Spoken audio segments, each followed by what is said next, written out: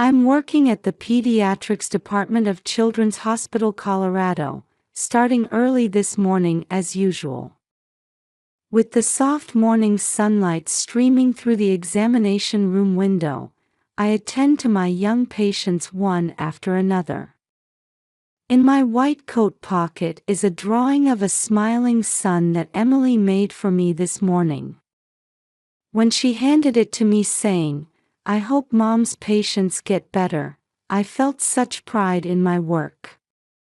While checking the latest test results on the screen, I smiled and said, "Don't worry, you'll feel better soon," and I could see the anxious mother's expression softening slightly. Moments like these remind me why I chose this profession. It's been 10 years since I graduated from medical school in Boston and came to Denver. When I married Michael, whom I met through a colleague 8 years ago, I never imagined my life would turn out like this. Me, raised in Boston, and him, a Denver native. At first, I struggled with the cultural differences, but his kindness and sincerity gradually opened my heart. Working at an IT company, he made time in his busy schedule to meet my parents, earnestly sharing his dreams for our future while nervously eating Boston's famous lobster. When we first got married, my mother-in-law Patricia was very kind to me. As a successful real estate agent in Denver's upscale Cherry Creek North neighborhood, she was a well-known figure in the community. Every Sunday at church, she was a central figure in charitable activities. "I'm so blessed to have such a wonderful daughter-in-law," she would proudly tell her friends. When Emily was born, Patricia was overjoyed. I still vividly remember her tearfully embracing our daughter, exclaiming, "Oh my goodness! She's perfect." Back then, family gatherings were delightful. On Sunday brunches, Patricia would often sit with Emily on her lap, reading her storybooks.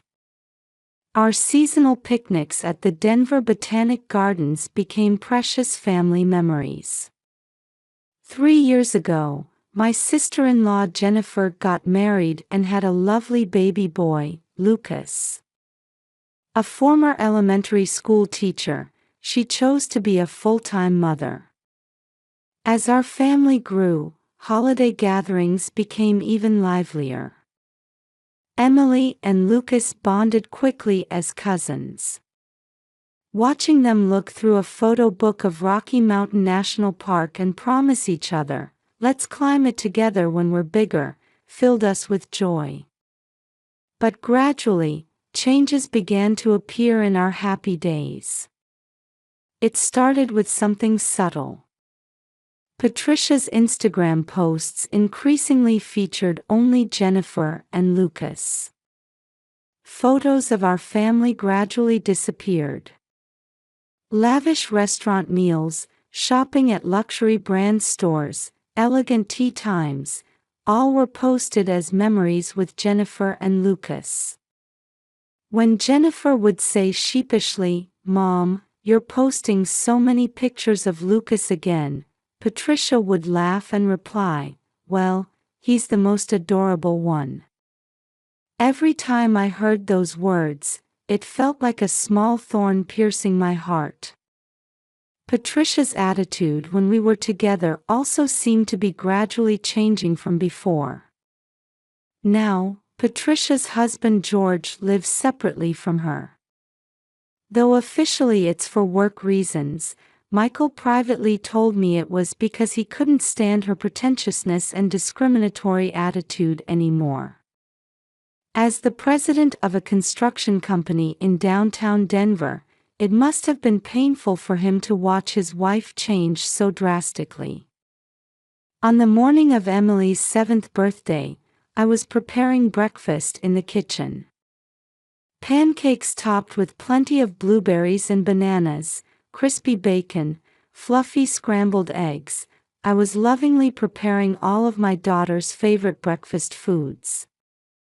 "Good morning, happy birthday." Michael lifted Emily in his strong arms as she came down the stairs.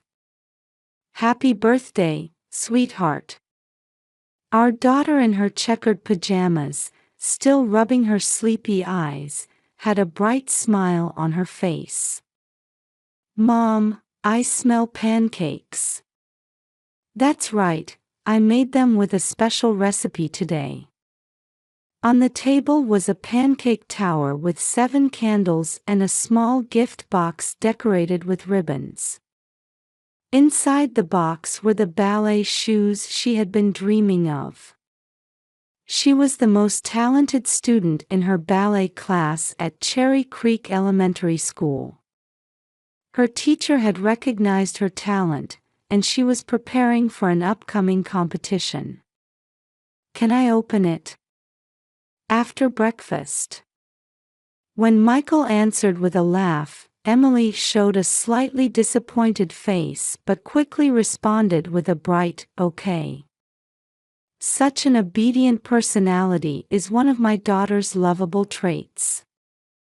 During breakfast, I casually picked up my smartphone, wanting to check if any "congratulations" messages had arrived from friends.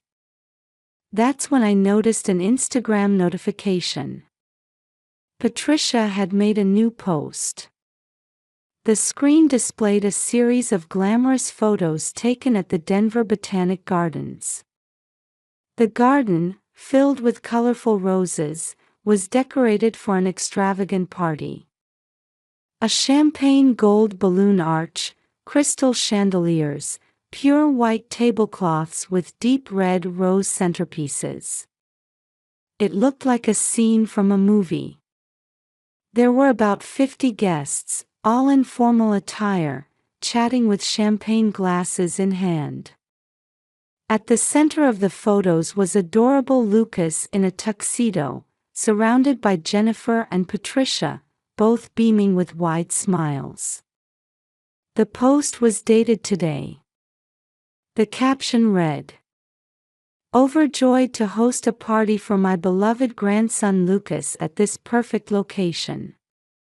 My hands trembled. She had deliberately scheduled Lucas's party on Emily's birthday. And we hadn't been told anything about it. "Mom, what are you looking at?" Emily peered over, maple syrup still around her mouth. By the time I tried to hide the screen, it was already too late. Emily's eyes gradually welled up with tears. "Did Grandma forget my birthday?" My daughter's fragile voice carried the pure sadness unique to children confronting an unbelievable truth. Large teardrops fell onto her pancakes. As Michael reached to comfort our daughter, I was already standing up. I could feel my fingers still trembling slightly as I dialed the phone. "Hello, Rachel. This is unusual."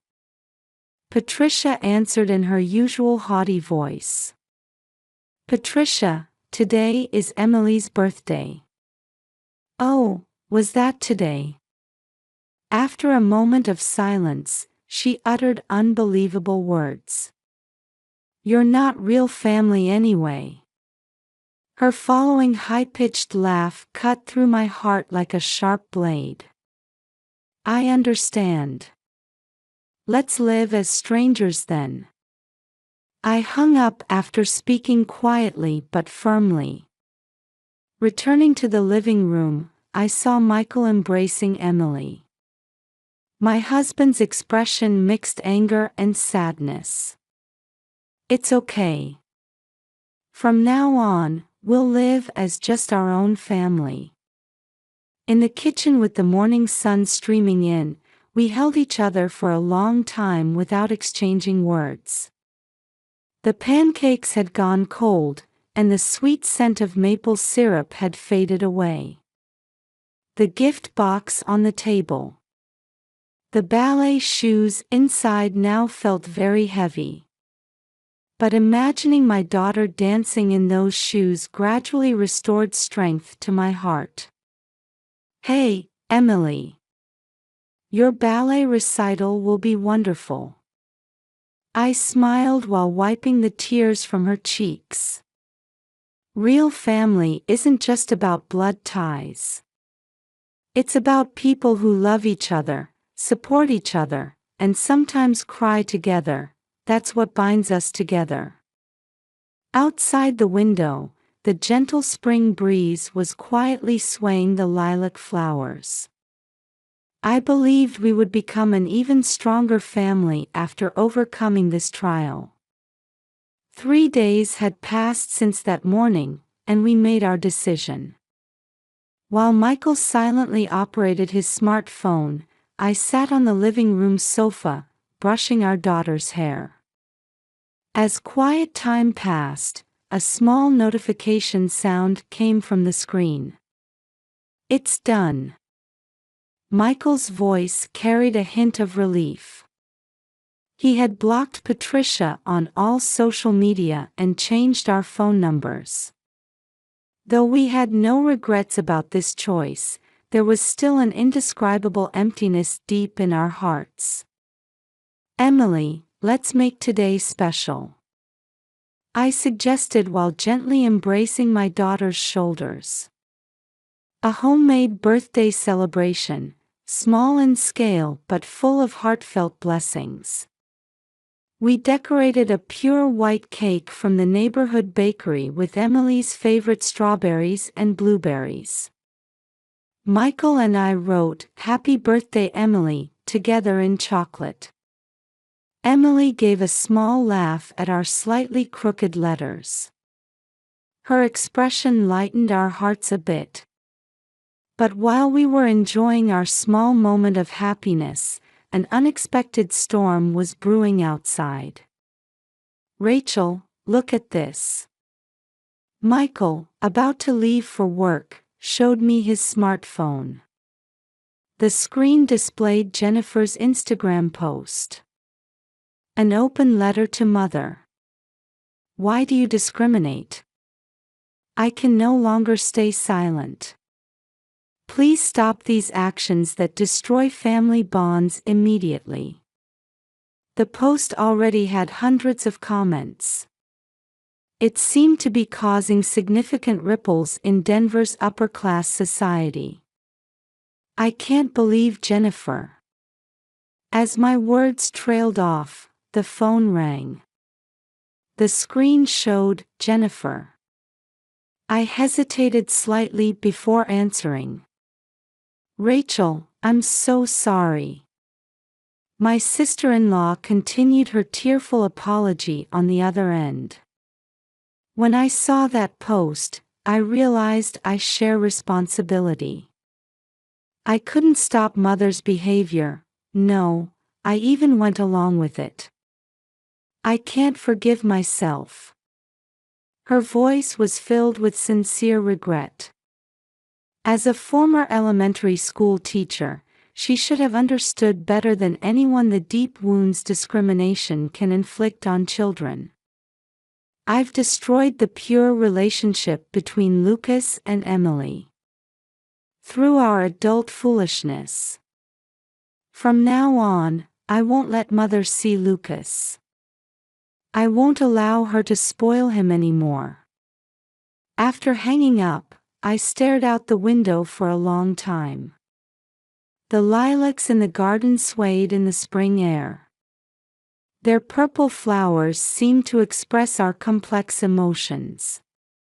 That evening, there was a new development.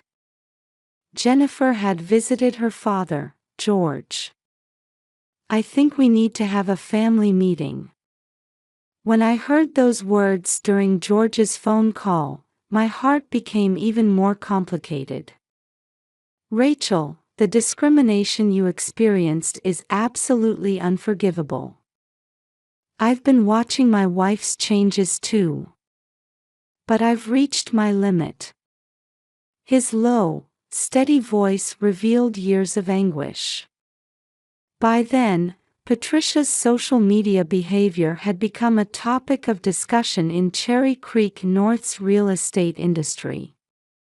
Her reputation, built on charitable work and church volunteering, was rapidly declining.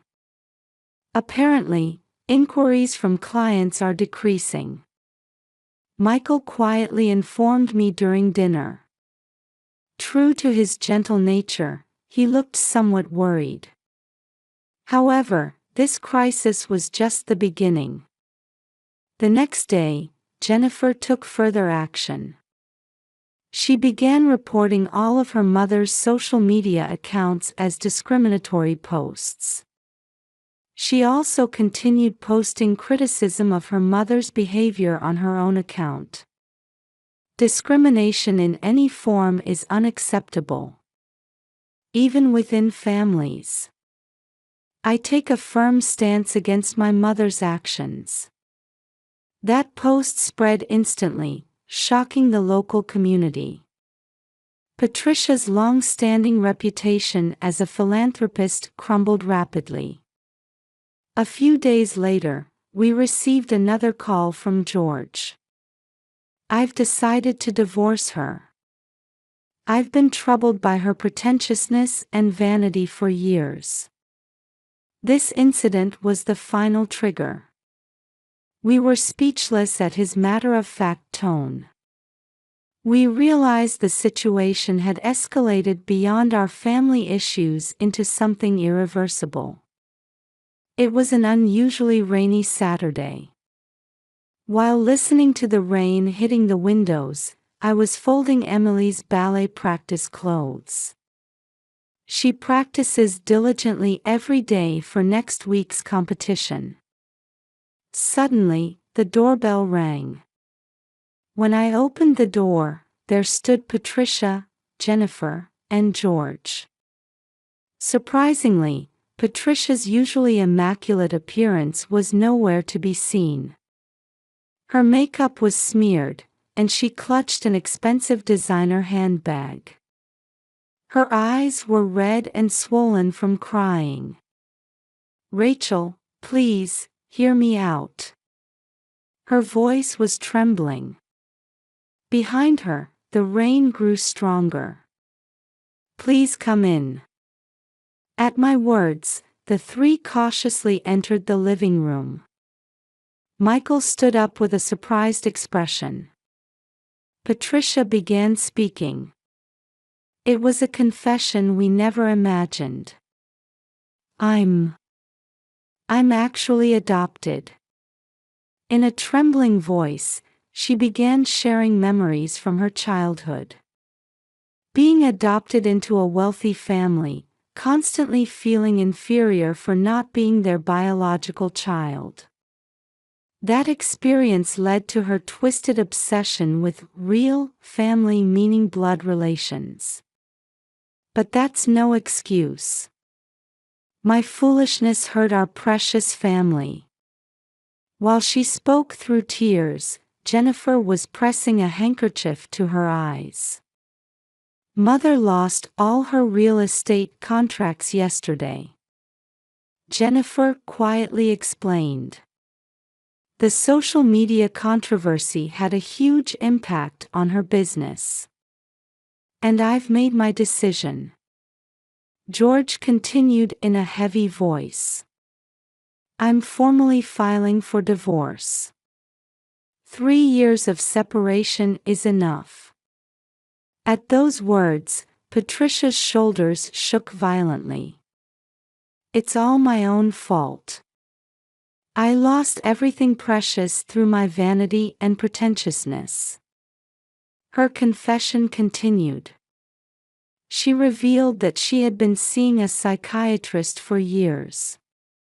The pressure to be a perfect mother and grandmother had been crushing her.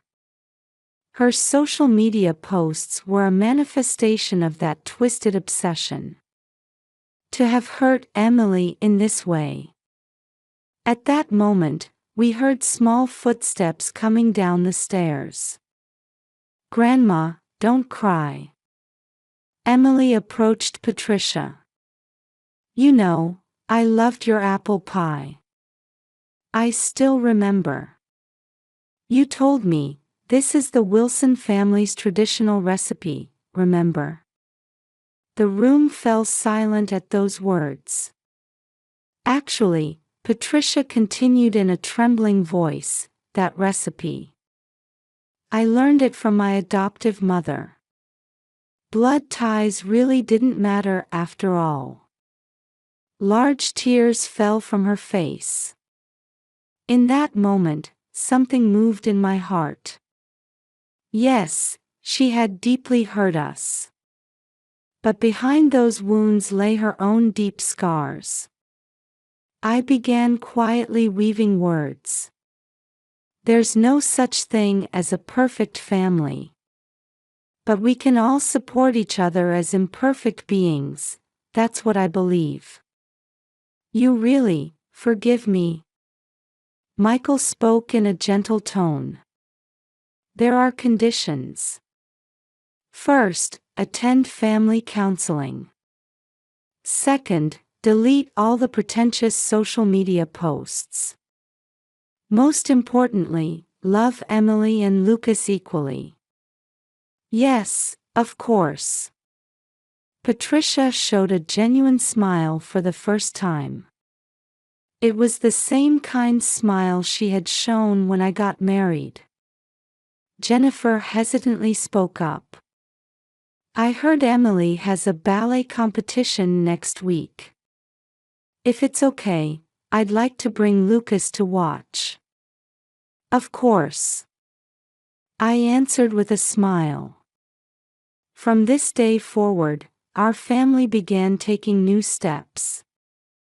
Important steps toward building a relationship that might not be perfect, but would be sincere. Outside the window, the rain began to clear. A small rainbow appeared in the clearing sky, as if blessing our new beginning. Hey, why don't we all have tea? Emily innocently suggested. Yes. Today, I'll even share that apple pie recipe. At Patricia's words, the room filled with warmth. Sometimes, the most beautiful healing can come from the deepest wounds.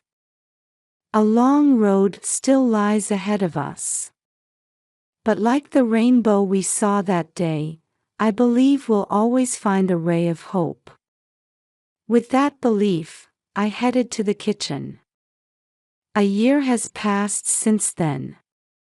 Drawn by the spring weather, we're enjoying a picnic at the Denver Botanic Gardens. Watching Emily and Lucas playing tag under the blooming lilacs, I reflected on the changes of this past year.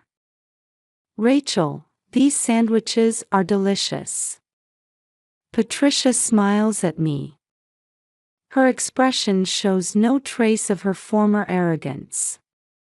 After continuing weekly family counseling for a year, she has changed surely and steadily. The biggest change was drastically downsizing her real estate business. I want to keep work to a minimum and use the rest of my time for family, she says. She let go of the high-end properties and now focuses on more affordable ones. True wealth can't be measured in numbers. When she murmured that the other day, I felt I could truly believe those words. Her relationship with George is also gradually healing. They ended their separation and moved into a new house together. We want to create new memories in a new place, was his suggestion, which Patricia wholeheartedly agreed with. Papa, look! Lucas runs over with a balloon, with Emily chasing after him, laughing joyfully. Those two get along so well. Jennifer watches them with warm eyes. She has changed greatly too. She deleted all her social media posts criticizing her mother and now focuses on activities that strengthen family bonds. Hey, remember what happened here last year? Michael asks quietly. Yes, that painful birthday party was held right here. But now, a completely different scene unfolds before us. Grandma, teach me how to make apple pie. Emily settles onto Patricia's lap. Over the past year, her ballet has improved remarkably. She won the gold medal at the recent competition. Patricia's tears then were filled with pure joy. Of course. Why don't you all come to Grandma's house this Sunday? Lucas jumps with joy at those words. Last week, Patricia resumed her volunteer work at the church community. This time, it wasn't for the sake of appearances or formality, but from a genuine desire to contribute to the community. Though people were initially harsh, her sincere attitude has gradually earned their understanding. George sits next to me with a coffee cup in hand. Thanks to your family, my wife has discovered true happiness.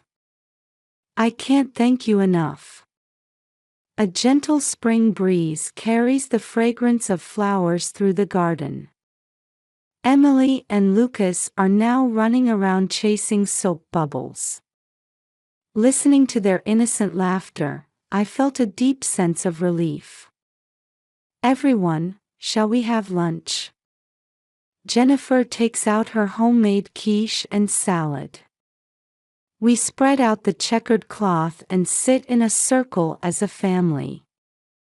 Now I truly understand how precious these simple moments are. Though Patricia still has a social media account, her posts have changed dramatically. Gone are the showy, boastful photos, replaced by modest sharing of warm family moments and community volunteer activities. Actually, I'm starting a new project next month. She began somewhat shyly. She explained that she would start supporting children in situations similar to her own, drawing from her experience as an adopted child. Real family comes in many forms. But with love, any form can become a wonderful family. I learned that through personal experience. We quietly nodded at her words. Indeed, this past year hasn't been an easy journey. But because of that, we've come to truly understand the meaning of real family. As evening approached and we were preparing to leave, Patricia saw us off warmly. See you next week. Yes, I'm looking forward to it. The warmth in those words was no longer an act or pretense. Sometimes the most beautiful flowers bloom from the deepest wounds. Perhaps our family is proof of that.